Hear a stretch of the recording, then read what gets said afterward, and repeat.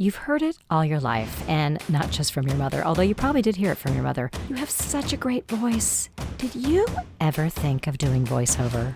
Let's demystify this fun, flexible industry here on the Voiceover Pod with Justine Reiss, brought to you by Suchavoice. I'm Justine, and I'll be your host for the next 30 minutes or so, where we will talk to people that have sat in your shoes and then became successful in the voiceover industry. We'll talk to people who hire voiceover talent. We'll talk about recording, sound, auditioning, casting. We're going to share some stories, we're going to share some secrets, and then, who knows, you may be my next guest.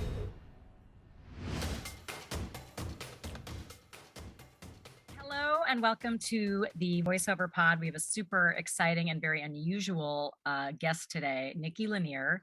She is CEO of Harper Slade and a major voice in the DEI space. And we want to talk about voices in the DEI space. So welcome, Nikki, and please give us a little background on how you got to where you are in this space. I met Nikki in Louisville, Kentucky, which is where she lives. There's an event coming up we're going to definitely talk about called the RAARE Woman Collective, which is bringing white and Black women together in a space to talk about their voice in racism. So there's a lot of interesting things to touch on. So please introduce yourself with no further ado, and we'll get into it. Yay, Justine, thank you so much for this opportunity. And I'm just so happy to be a part of any community you curate. From the second that we met, I thought, oh, this is fast friends and likely lifelong friends. I just love everything about your energy and your heart. So yes, thank you. Okay, so my work centers around race and equity and work and economics. Right? So it's a pretty kind of interesting pairing, and I have found my voice, my perspective, the lens through which I see this work and practitioner in this space is informed by so many things. Like, so I started out practicing law in South Florida. I did labor and employment law for several years. And then I did human resources all over the place. I've worked for public sector, private, north side of the US, south side, East and West Coast. I've worked for big companies and small, public and private. I don't know if I said that already. Yeah. I've been the chief HR officer for 3 different organizations, learned so much about how work works, when and where it restores, when and how it depletes, all the things, all the things about the power of the workplace.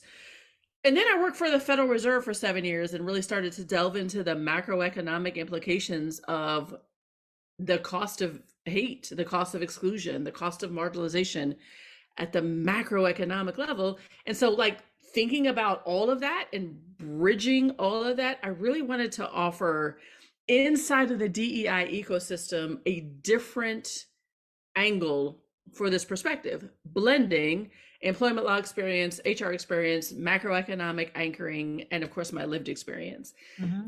So I guess, I mean, at a really high level, that doesn't just inform my professional pedigree and how I approach the work.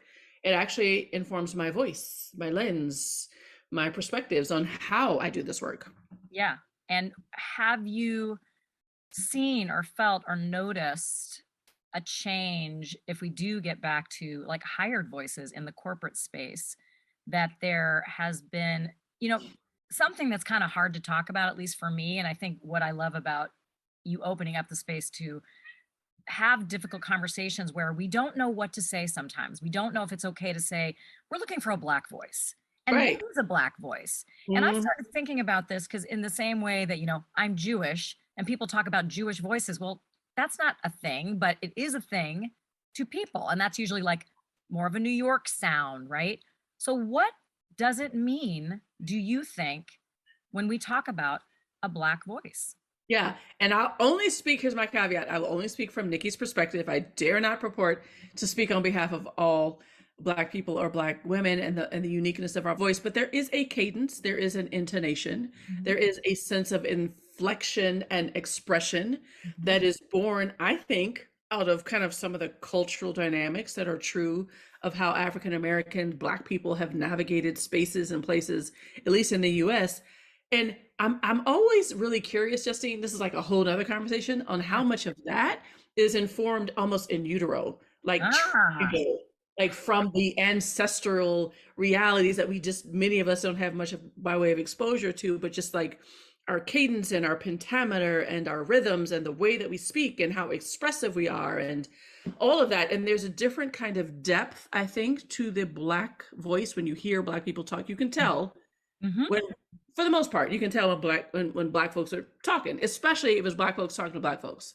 Like if we're trying to assimilate another, then we we understand there's currency in white comfort with us. So many of us have kind of been taught and conditioned to kind of accentuate and differentiate our voices in various spaces. But when it is the authentic, very natural, effortless Black voice, that is its own kind of special nuance and idiosyncrasy that I think should be and absolutely is celebrated in artistry. The challenge though becomes when it's condemned and when it's indicted, right? And when it's assigned as a deficit voice, that becomes a problem. And I know that I myself have used terminology out of just complete naivete, perhaps with students where I might have said really naively, and I really do mean that. Like I've said something like, you've got an urban sound, and I have offended people by using that term, which to me meant like cool and hip.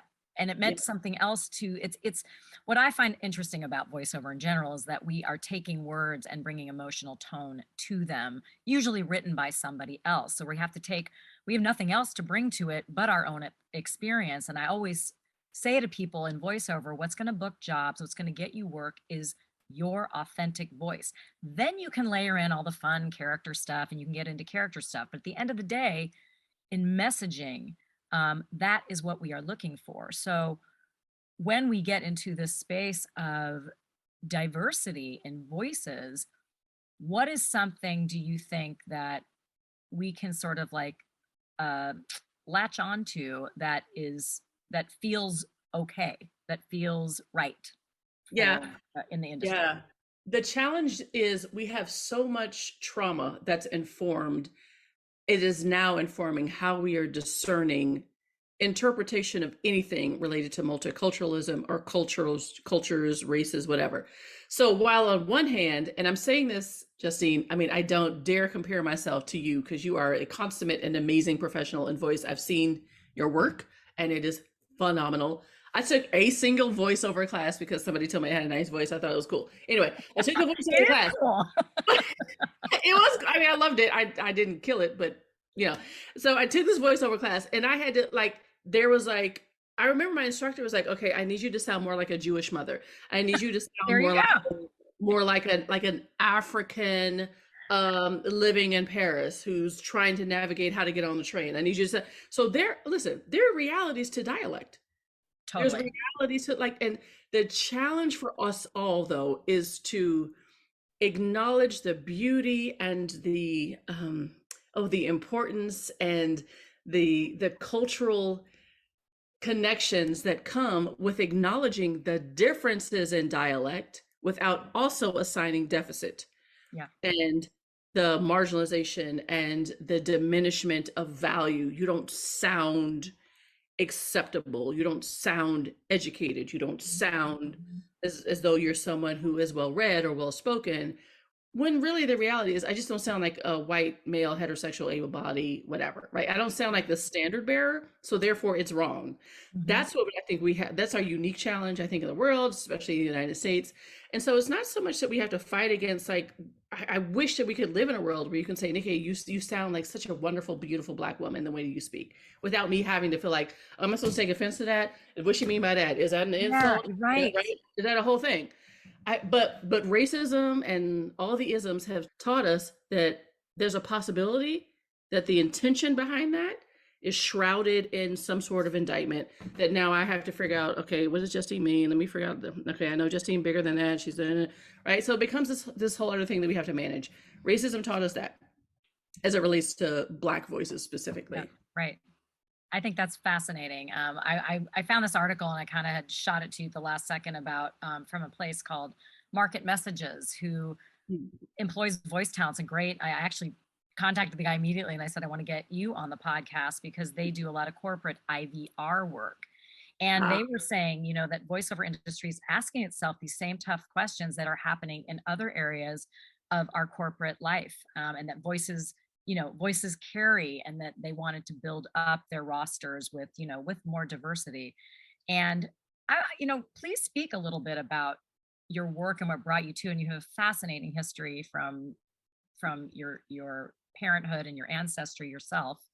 And what Yeah. I think is so interesting about that, you mentioned this in utero thing. Yeah. And frequently I will get a student, right? And I'll sense like some kind of accent. And I'll say, where are you from? And they'll say, I'm from, Kansas City. And I'll say, well, where are your parents from? And they'll say, oh yeah, the Philippines. And Yep. I'll say, did they speak a different language in the house? Because we pick up on that. And so there are subtleties and dialects that come in. And it used to be, nothing that was hired was, the male sort of neutral voice. Now we want diversity in the workplace. Women are, I think there has been studies done that sell products usually a little bit better than male voices. But I think in this diversity space, talk a little bit about your ancestry and, affection on the voice. I think it's really fascinating. Yeah. I mean, well, let me just say this. You definitely want that dimension. You want that texture. You want that interesting flavor to how voices give life to products, services, and like all of the things that become currency for organizations. I think that I love that there's more organizations that are embracing that. Yeah. My particular story, so I said at the outset a little bit about kind of I don't know, the skills and the jobs that I've had that gave rise to what prepared me for the work that I do now in advancing racial equity with corporations across the globe. But what motivated me, Justine, what motivated me then to start and motivates me now is really my lived experience in my childhood. So I am an only child, and I am born to two parents who were very, very steeped in the civil rights movement in the 60s. My father more violently so than my mother, but both of them, to be sure, had their own experiences with just the basics of trying to exercise Black life in an excellent way in the United States, and only being able to do so through a lens of permission, like whatever white America was prepared to dole out to them by way of what they felt was constitutionally appropriate, and that's just kind of the life of all people, not all Black people, not just my parents. But because my dad, like when I grew up on a historically Black college campus, Hampton University, where I ultimately matriculated.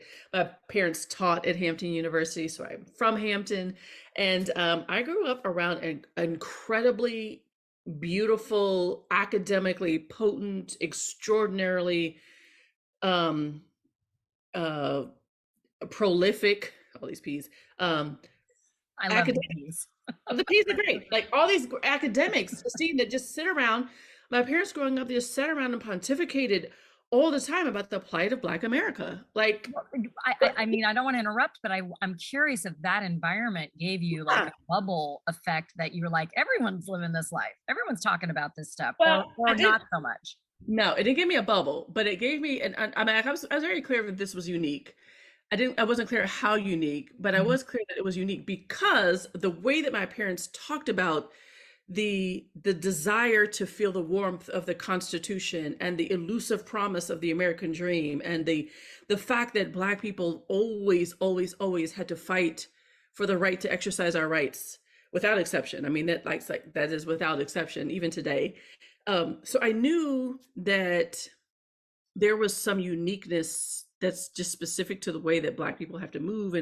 But what I didn't have an appreciation for was the kind of academic orientation around how we talk about that, and the literature that my parents would cite, and the theorists that they would bring into their arguments. I mean, my mother was the chairperson of the English department, and she would literally, at our home, we would have people like Maya Angelou and Tony Cade Bambara and James Baldwin coming to our home because Wow. they were coming to speak on campus. My mother would have a dinner party for them. So like Oh these are my the people gosh, that I amazing. engage with. And so I came out of my formative years, going into my collegiate years, really understanding like I am the bar. Right. Maybe that's arrogant, like, but I'm like, my parents set a very high standard, very high bar around my own elocution, my own understanding of worldliness, my own the insistence on being well read and being well spoken and understanding how to engage with audiences from a multitude of walks of life from a very young age, and then kind of being spat out of that into America's America, where everyone expected me to just be this poor Black kid from the ghetto. Mm. And I'm not bemoaning that. I'm just saying that the narrative of Black is so singular in our country. Even today, it's so singular. And so the voice then that I've developed is an authentic one, is one that was nurtured since I was 7 years old. But I'm clear that it is also one that is met with my American comrades with some level of endearment. Some people find me, white people especially, find me interestingly articulate, a little bit of what they didn't most don't expect by way of my heft, both by virtue of my pedigree and how I work. And so like there's like a piece of that voice that I'm just so happy and honored to have owned. And to your point, like in utero, my grandmothers Yeah. operated in this way, my parents operate in this way, I operate in this way, and I expect and have trained my children to operate with the fullness of all of it. Mm-hmm. All of it. Yep. And I think it is these, to me, the backstories that we can come into spaces like voiceover. If you're going to be a voice of a book of fiction or nonfiction that maybe is dealing with this era. And I think, do you feel that there, I may not know the answer to this, but do you think that there's an intrigue of opposites? In other words, like, utilizing a white voice for a perceived Black sort of product or a Black message, or opposite? Do you Yeah. think I don't know if you have any thoughts on that that cultural marketing piece at all? Kinda. I mean, only because I just remember a little bit from my own class, my coursework when I did my voiceover class, but also as I share with you, my son is an artist, my son is an actor, and he's a classically trained actor. He performs in theaters, of course, on stages and in film, and watching him find voice for um, all of these characters that he has to give life to, and understanding the backstory and understanding the dimensions of the person that he's asked to become, and finding that voice, not Yes. necessarily relying on his own, is something that he's familiar with his extended training. I kind of vaguely remember with my training, but also on some level, when you think about business as an entrepreneur, Mhm. it is important that you seek your customer's voice, that you Yeah. understand what they're burdened by and plagued with, and what vexes them, and what need to be solved, what problems need to be solved, and what needs to be addressed per their lived experience, per their lens, per their voice, and speak to that in a way that's both authentic to you, but that reaches them.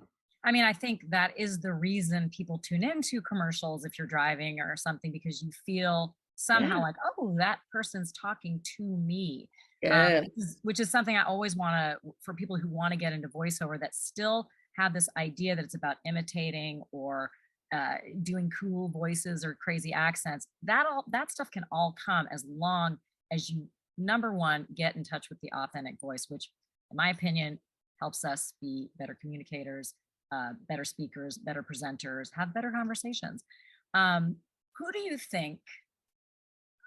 You already mentioned one of my heroes, Maya Angelou, but who do you think in the last 20 years have been voices of Black women that have really made a different kind of impact, besides yourself, of course? But Oh, I uh, have two hands down. Oprah Winfrey, okay, of course. who stylistically and substantively, she has changed the way that we have been taught to derive value, presumptive value, from a Black woman speaking. Mhm. Right? She's reset that fundamentally. The Totally. second, Michelle Obama. No, it's so crazy. Those were the two people I was thinking of. That's crazy. That is crazy. Yeah. Yes, absolutely. Yeah. Oh my God. Oh my God. I believe that Michelle Obama she to me just reset the role of the first lady by having a very unique voice and not just delivering like what she was supposed to do, which I'm not saying that all other first ladies did that, but there was just something very different. And it wasn't just because she was Black, you know? Yep. Oh, without a doubt. And I love that. And I love it because I love it as a Black woman because she was Black, because there was a sincerity and a candor and a authenticity, um, and brilliance and intellect and temperance and wisdom and discernment and impeccable judgment. And what I will say, this is I don't know how your viewers would take this or even what you think about this. Sometimes I worry that in a world like in our current dispensation in time, I feel like we have set such we've been taught to devalue care for one another and being conscientious of being a steward over like your psyche. Like I don't want to be authentic to the point where I'm trampling all over Justine. That's not authenticity. That's just being mean, right? And because we don't really place high premium anymore on critical thought and judgment and formulating good arguments, differentiating the person from the issue. Like we don't place any value on that. We live in the clapback society, and the best zinger wins, and we're just cutting down each other, mowing each other down in the name of authenticity, of finding my voice. This is my authentic self. And I'm just like eviscerating hearts and minds. Michelle Obama doesn't do that. Oprah doesn't do that. And that's not to say that they're not clear and true and real and unequivocal and, clear-headed about standards and decorum. But there's a difference between that and just being rude and mean and unkind. And especially with Michelle Obama, who had every reason to be rude and mean and unkind, because people were being so rude and mean and unkind to her. She just never went there. So I just adore everything about her voice. And everything. the way here's what's very interesting to me is, and I will say this, voiceover allows a space of permission in certain arenas to go there to be sarcastic. Sarcasm is, so I play a game in one of my classes called emotional charades, where we turn the camera off and everyone in the room has to guess the emotion through the voice that the voiceover artist is doing. And this is something I've taken into corporate too, because it's really fascinating, because it's very hard to sit down and go, well, what is sarcasm? And it really, when you get right down to it, when I give the coaching, make fun of somebody, nailed it, right? Yeah. But voiceover gives room, a place to get that stuff out in a way that actually might, book a job, but it's a little bit of pretend. And it's interesting that it's used in marketing. Sarcasm is used in marketing all the time. And so it's just, from a marketing perspective, emotional tone is really fascinating to me. And emotional tone in the same way, it's emotional tone, the way Brene Brown talks about emotional mapping, that's how I like to talk about it in the voice. Another thing I was just sort of curious about is this event you have coming up that is bringing brown, Black, white together, the RAARE Women's Collective. Why are you doing it? Why do you think it's important? And what could someone expect to happen if they chose to come and join you? Great question. Thank you so much. The RAARE Woman Collective is a racial equity program suite that I have developed specifically for white women who are inclined, meaning interested in, curious about, want to know more around how to advance racial equity in every single space that you hold. It was birthed from two things. One is the understanding that in my company, Harper Slade, we do corporate facing work. We do amazing work in training and immersions and assessment and advisory corporate speeches and those kinds of things that really help move organizations into understanding, cultivating environments where Black and brown talent can thrive. But it is a 9-to-5 endeavor, right? And so what I've noticed, as great as that work has been, after 5 o'clock, there's just very little opportunities for us to practice this concept of being racial equity stewards, of embracing this idea of how do I learn how to presumptively value Black and brown people in the same way that I presumptively value white after 5 o'clock. That we just don't live in a way where we can practice that. Most of us still live inside of segregation. So that's one thing. The second thing is, as you mentioned at the top of our discussion, I do live in Louisville, Kentucky, where Breonna Taylor was killed in 2020. I was here helping the city, as many of us were navigating all of that and all of the pain and the anguish of that. And I had a number of white women come to me saying, how can I help? What can I do? And I sidelined them, if I'm honest. I mean, it was just like, I don't know, I'm busy, I'm freaking out, I can't deal. And so white women were just kind of like, well, I guess I'll figure out something. Maybe I'll read a book or start a book club or something, right? And so it's not intuitive. What I want us to all understand is this idea of racial equity is not at all how we've lived, how we've been conditioned to think. Right. We have no training around this. We have no exposure to what specifically happened to Black and brown people, as we are like bemoaning CRT. We don't want to talk about it. We don't teach it. We don't learn about it in our schools. Mm-hmm. And so, you know, all we know for the most part, the general we Americans know is that like Black people are always asking for something that they don't deserve, always like living subpar because they just aren't highly intellectual, like all these things, right? That's the natural place for us to land unless we claw our way out of that. So what I also know, because of my work with the Fed, is that by 2045, we'll have a Black or brown or America. And we're going to be relying on the very community, Black people and brown people, to sustain our economy. That's also the same community that has only known marginalization based on race. And so I'm like, okay, we need an after 5 o'clock solution. And we got all these white women that are like, hi, remember me from 2020? I'm still up in here. Help me, right? You know, it's funny. I remember, well, when it happened, and because I have this connection to Louisville, when I heard about Breonna Taylor, I just felt this instant guttural, let me get out and march. It was the first like march I attended, holding a sign. But I also had my white friends going, don't expect those Black women to explain this to you. That's not their job. And then I'm like, okay, well, but what if I really don't know? I mean, yes, I'll go read. I mean, you know, all the movies were coming out on Netflix, like, here's your BLM, you know, watch these movies, listen to these podcasts. And we were doing our best. But I think that I'm glad you're doing this, because it is a space of all we have is fear around it. Every time I say, you know, and some of our James Seawood is used to be one of our teachers, and he's one of our prime examples of a successful Black voice that is just killing it in voiceover right now and working for everybody. Buffalo Wild Wings, you know, he's got this deep, resonant, deep voice. But I just felt like, well, then what do I do if I can't ask my Black friends? Is it okay to say Black? Is it okay to say brown? And I love that even right on your website, you put that out there, because we don't know, literally. We don't. And and let me tell you, and Black women get mad at white women for not knowing, and then we get mad at you for asking us, right? Because we know it well. We know racism well. We know white racism well. We know how white racism shows up in our lives. Mm-hmm. And we've had to figure out how to navigate it, and somehow have built up, and I guess it's understandable, built up this kind of calcified resentment for feeling like it's now my responsibility to teach you how to not be racist against me.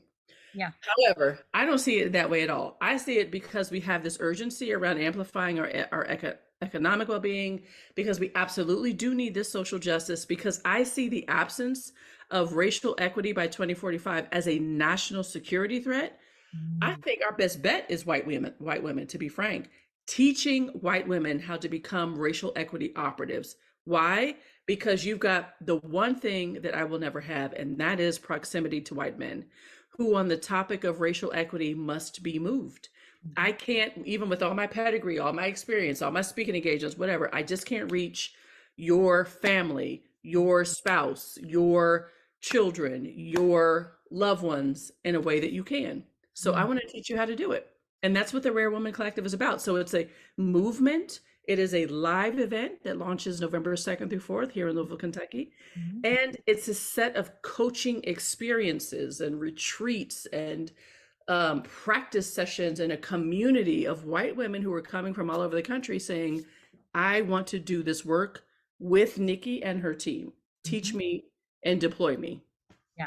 I love it. Feel free to reach out. We will list your how to reach you here and try and get this up and running as quickly as possible.